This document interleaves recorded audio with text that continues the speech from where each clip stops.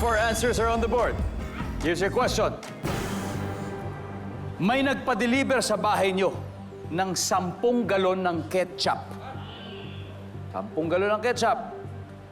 Ano ang gagawin? Leila, Sa fried chicken. fried chicken. Sa ulam. Gagawin sausawan. Yes, Gagawin sausawan. Ang 10 galon, sausawan sa fried chicken. Sarap talaga ng fried chicken with ketchup. Nandiyan ba yan? Uy! Pass or play? Play. Okay, let's play the final round. Abby, 3 na lang. Oh, nagpa-deliver 10 galon ng ketchup. Anong gagawin mo rito? Bebenta. Bibenta! Nandiyan ba yan? Yes! Tim, ano pang gagawin mo? Gagamitin ko sa karinderya ko. Gagamitin mo? Pagsawsawan sa paninda mo? Survey? Wala? Julia, anong gagawin? May 10 galon ka ng ketchup. Siguro, ipanliligo ko. Pwede. Nakakaibang trip yun. Sabi nila, pampakinis daw ng balat ang ketchup. Maybe, di ba? Panliligo! Survey says... Wala. Team Swishy, time to huddle.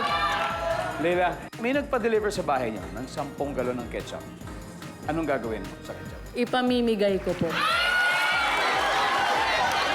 Survey says... Yes!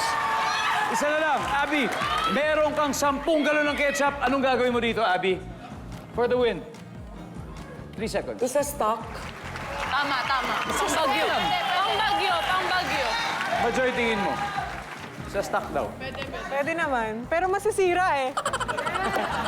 Ano ba ang lifespan ng ketchup? Siguro mga 6 months. 6 months? Hindi kayo Hindi. Hindi naman araw-araw ano eh. Naka-print. Oh, ang sabi ng Team Kamote, isa stock na lang natin. For the win. Pasok ba yan? Survey says...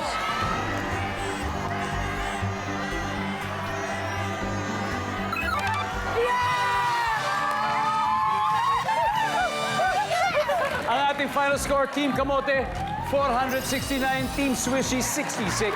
My God. Thank you. Very close, Rhea. Salamat, Joy. Nabigyan namin yung senior namin. Ayan naman. Tsaka puro steal sila eh. Team Swishy, mag-uuwi ng 50,000 pesos.